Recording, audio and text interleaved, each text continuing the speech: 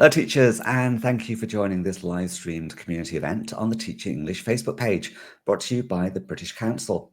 Today, we're talking about exploring our own homes and habitats in the language classroom. And to help us with that, we have Ana Lucía Castells Ruiz. How are you today, Ana? Hi, Marcos, and hello, educators around the world. Thank you for being there to listen to us.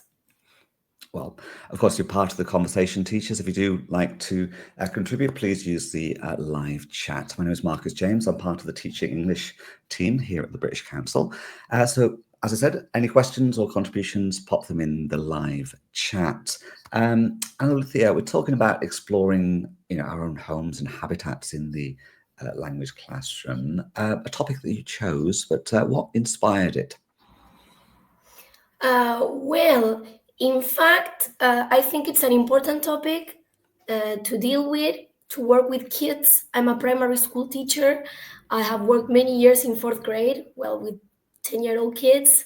And since last year, I have been working with 8-year-old kids. And, the projects at school are great, and we follow the SDGs, the Sustainable Development Goals. So I chose with my coworker goal 13, 14, and 15. We think it's important. Students are citizens of the world, not in the future, but right now. And I think it's important to protect the planet, and we can protect Earth if we know about the place where we live. I think that's important. Starting point, a good starting point. Absolutely, I totally agree with that. So, give us a sort of a practical example then. So, how do you sort of raise awareness of the sort of natural world, the environment with your classes? Well, the starting point in all the projects that we create is a big question. So this big question was, what can we do to preserve our biomes? And from there, we did so many things. We read fiction, non-fiction, because that's also fun. We learn, kids know a lot about the 3 Rs: reusing, reducing, and recycling. So we saw all the ways that we can follow to protect ecology. I mean, life on land, life underwater, different types of contamination. And then we started focusing on national parks, like what can governments do? Because first we work with the individual perspective, then the local perspective. I mean, what's Adrogué doing about this? I don't know, recycling, separating rubbish. Do we have parks, etc.? What do we do at school? And then we move on to the global perspective, and it's like what people are doing around the world, or what do governments do, like to preserve ecosystems or biomes. So there we learn the concept of national parks, and a wonderful activity that kids will never forget is to make video calls with experts. And for many years we have done virtual field trips with park rangers from Yellowstone National Park in US. So this activity was beautiful, like to start closing the project. They are so kind. They show you the pictures of the park, like the horns of the animals or skulls. And they are wearing their uniforms, and kids make lots of questions. And it's the first national park in the world. So that's amazing. And kids use the language for a real purpose. So that's also interesting. All right, of course, yes. If Yellowstone's in the United States, then obviously they've got that motivation to ask their questions in English. So I do like that. So how do you get or like organize those virtual tours and to sort of connect on video call? Okay, it's quite easy. You need to search for their webpage, and you have an email or two of the park ranger educators, and you have like some like a form to complete with, I mean, your kids' age, the quantity of kids, what do you want to talk about, or if you want, well, their level. We always tell them to speak slowly, because even though I work, I don't know if I said this, but it's a bilingual school and kids are exposed to the language. They're not native, so, and they're going to talk about like facts, numbers, talk about animals, well, to go slowly. And we always love to have maybe 10 minutes at the end to ask questions. So it's quite easy. They Oh, are very excellent. nice. Both, we had boys and girls. One day, I did this many years. There was a park ranger that was about to retire, so she was really moved, and kids Oh, asked her questions, and she loved that. And well, and we also had video calls with. She was not a park ranger, but was a teacher living in a national park in Argentina. We have lots of national parks here in Argentina. So there was a teacher in Patagonia, and well, she talked about Nahuel Huapi National Park. So I think that it's a great plan to have Zooms or video calls with experts. It's excellent. I always love that. good. Absolutely, and it sort of brings it to life, doesn't it? When you kind of can see the people who take care of the parks and interact with them, as well as have the opportunity to actually see around as well. Love that. Hope you've inspired some teachers who are watching right Yes. now. I can see we got Giffy Right to in the park Ghana. rangers. It's always a great plan if you're working with Absolutely. ecology. Yeah, I do like that. I like that very much. Okay.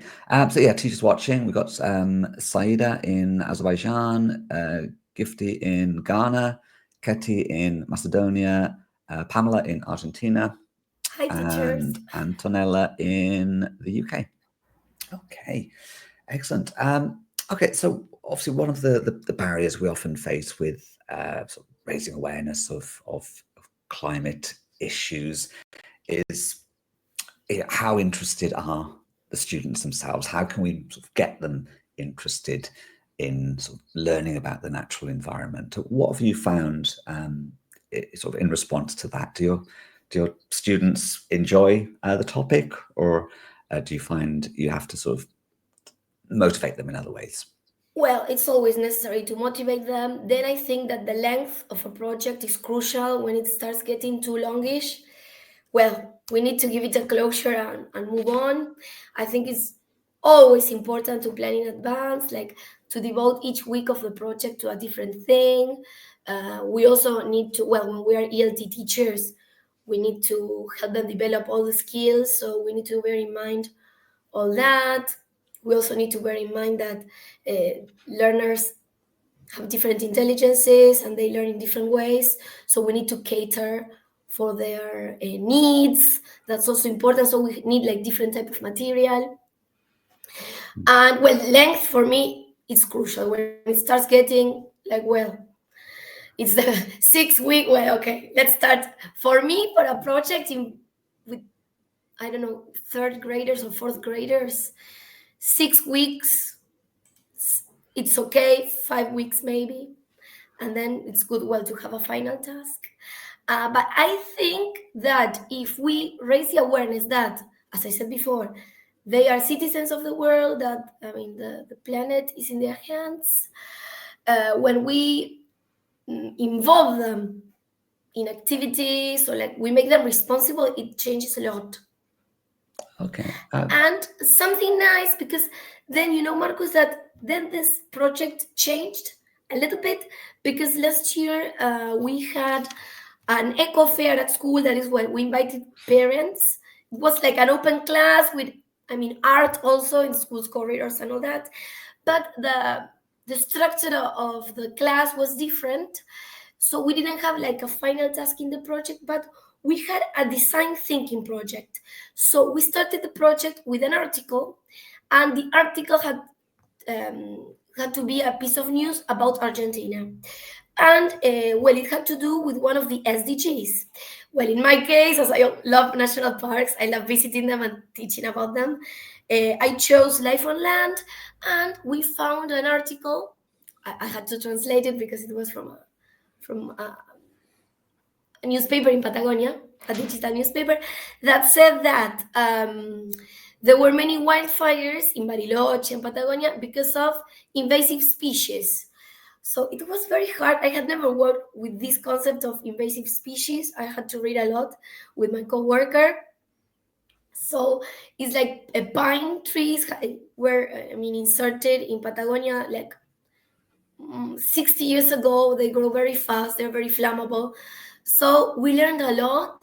We talked to an expert too, that he was a very young firefighter, and in Spanish it's called brigadista. So kids were amazed because he talked about, he showed the uniform. He talked about working like there in the forest, maybe saving houses, saving the woods. And well, what's nice about design thinking is that the structure is different. And first, kids empathize with the situation, with the problematic. Then we define the problem. We have to locate it. Where is it going? Where does this happen? Then they ideate. They create solutions, or maybe we read about solutions that have been found around the world. They make a prototype and then we test it. Wow. So kids create like prototypes of maybe robots that help to maybe put off fires in Bariloche. Then there was a very funny prototype, Marcus, that was, we called it the hippie gun, because it was a gun that shot seeds with native trees or native plants. So it was very funny. I mean, it was adapted to their age, but it was different to start with an article, nonfiction, and doing all these steps. And then we showed this to parents, like the prototypes that were maquettes, in fact, with different parts, and kids explained to try to solve this situation of, native plants that are missing, and then the fires. So they were like two problems to solve. And well, it was, kids were engaged because they had to create something, ideate something, because if you are part of the problem, you are part of the solution. That was like the motto.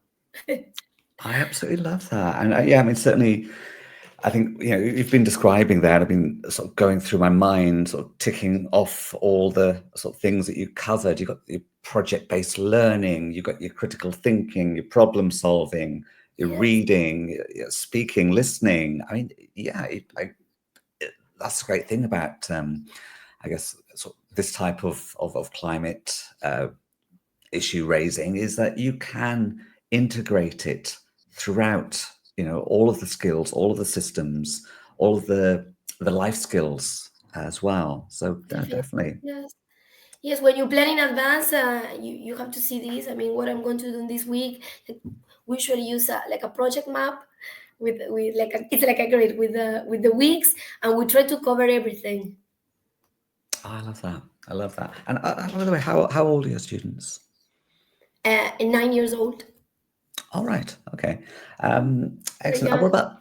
What about the parents? You mentioned there that they can show their work and their sort of project creations to the parents, and how have they responded? It was good. It was a beautiful event. I mean, the school, once a year for English, they create last year it was called Eco Fair.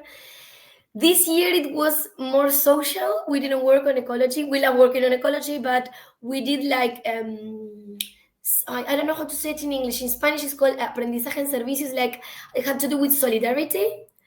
So parents always community service or voluntary service. Community service, yes. And so we had to. It was a bilingual work. So teachers in Spanish in the morning work with the same SDG. But I mean, as they have the language, the native language, they went out of the school to work, to do things. And in English, we work with literature. I chose a text related to the SDG. In this case was reducing inequalities. We work with disabilities. Well, but this is different. But parents always love coming to see their kids. And well, they see them speaking in English and they already love that. Because at home, kids are not going to show this to parents. and it's their moment, so they love that. And the school is always decorated and with recycled things. They are like art installations related to the main topic. So parents always like coming. I mean, we teachers get stressed, but then it's always nice. After Yes, that, we say, "Well, good job." absolutely. Yeah, to see the kids being so excited and proud to talk to their parents about what they've been doing in class rather than the usual, what did you do at school today? Nothing. You know. Yes. So yes, it's much more animated, isn't it? Okay. Ana Lucía, you've been talking about these projects, and it does sound like quite a bit of work. You mentioned earlier that you work with other teachers as well. Mm-hmm. Okay. Teamwork is crucial. I mean, I love Absolutely. working with my coworkers. At school, well, we have, I mean, two first forms, two second forms. So uh, we invented this term like sister teacher, but it's coworker, in fact. And yes, it's better to plan together because when you have some free hours at school, they are never enough. So when you work as a team, it's easier. I mean, one of the teachers look for material and the other maybe it's, well, doing something with that material or connecting with experts. You have to correct. It's a lot of work. So it's always nice to work in teams. Absolutely. Yes. It's Share important. the load. Share the load. But Definitely. also, I mean, yeah, I mean, when we talk about the environment, it is cross curricular, isn't it? It goes right across the subjects. Your science, your mathematics, language, as you mentioned. Yes, natural science, art many times. Yes, yes, we call them STEAM projects, right? Or STEM. We try to find all the connections. That's right. The more Yeah. connections, the better. Absolutely, and it does bring things to life, and it does show that this is not a school subject. This is life. This integrates right across the board throughout the subject and throughout each one of us, whether it's our local environment or an environment in another part of the world. We're all impacted, aren't we? Yes, I mean, it's always good to start with a big question, as I mentioned before, and then to follow the three perspectives. Because, I mean, students are not empty slates. I mean, they have so many things. The prior knowledge they have is great, and they feel important when you start a project and you ask them what they know and you start building knowledge with them. That's I, great. I I mean, to do follow these love that. steps, and then you end with the global aspect and, well, what are other people doing because we're global citizens, or you can connect with as I said before, with experts, so you check in the map, so where is this national park, so you're building together there where they find the country, so it's like connections all the time, and building, learning together, building I knowledge. love that. I love that. And look here, we've got lots of teachers watching. I can see, Niraj in Nepal, Zahira in Pakistan, Yahya in Algeria, and a few in Buenos Aires as well. We've got Claudia, Mohammed in Morocco, Kaya in Azerbaijan. A lot of these teachers might be really curious to kind of get started in a similar way to what you've described. What would your advice be for a teacher making sort of starting simple? How would you advise teachers who wanted to do something similar with their own classes? Well, oh, what can I tell you? You can ask your students maybe about the topic they're interested in, or, well, you know them, or you can make a poll maybe. Well, what has worked for us since 2019, we have been working with the SDGs. So it likes, I mean, they are so important and they are so broad that you can take any of them or two or three of them together. And I mean, they're so connected to social things, ecological things, and there's so much material. If you go to the web page, that is the largest lesson, and you have comics related to every SDG, you have ideas, videos. So I think it's good to work with the sustainable development goals. So I think that's good. Then, if you're interested in finding an expert, sometimes it's difficult, but at school, well, not me, but maybe the head helped me before to find experts. Well, sometimes you talk to colleagues and they know somebody, so you start like writing to them. But in the past, school used there was a community called G Plus. I don't remember, or Google Groups. Well, then it disappeared, but there were so many communities. So that's also nice to investigate maybe where to find other teachers that want to work like you, that want to connect, to make hangouts or well video calls. Maybe when ex Twitter, now it's X, there were also many teachers there like looking for other teachers, or you can talk directly to experts, authors, to have like these interactions. Maybe you read a book and you can find the author. I mean, it can be any type of expert. Excellent. I've just pinned a link to the world largest lesson Thank you. website from the United Nations. So teachers, do feel free, check it out for yourself, get inspired by listening to what other teachers are doing.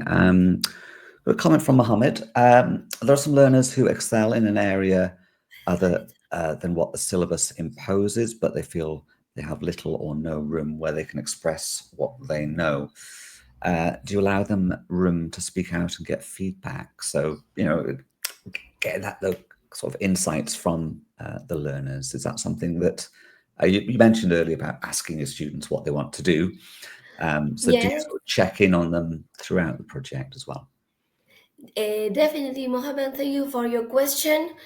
Do you allow them room? Of course, yes. We have moments and moments in the project, but mainly I think that if you're working with personal perspective, then you have lots of rooms for that. That's great to let them speak about their point of view. It's great. Maybe to write something, to explain something. Well, this is not my project, Mohammed, but you know that at school there is something with older kids that is called the Genius Hour. And the head invented this. So she goes with the kids in 5th grade and they have a space like to work with something that they like. Maybe, I don't know, a student that is interested in art, well, they have a look at different artists. Well, Van Gogh. So they read about his life. I'm giving you an example. Well, and they try maybe to use any of Van Gogh's techniques to recreate a painting, or maybe to do a painting they want to do with Van Gogh's technique. So it's like I like this project of the Genius Hour, that they can do whatever they want, something they're passionate about. Maybe when it's difficult when, or you have to find another way when they are younger. But in the case of 5th grade, I think this was a good idea, like an extra space apart from the project. I mean, well, I was thinking about this. I love that. Thank you for your question, Mohammed, and thank you for your response, Ana Lucía. So in terms of, look at the sort of project, how is it evaluated, or how is it sort of measured in terms of success? Is it along the sort of the tasks along the way, or is it all focused on sort of the final outcome or the group work, or No, how do you go about it? In fact, we really believe in formative assessment. So it's not like we don't see the end product, but we evaluate different things on the way. As I said before, we need to cater for all the different abilities or types of learners.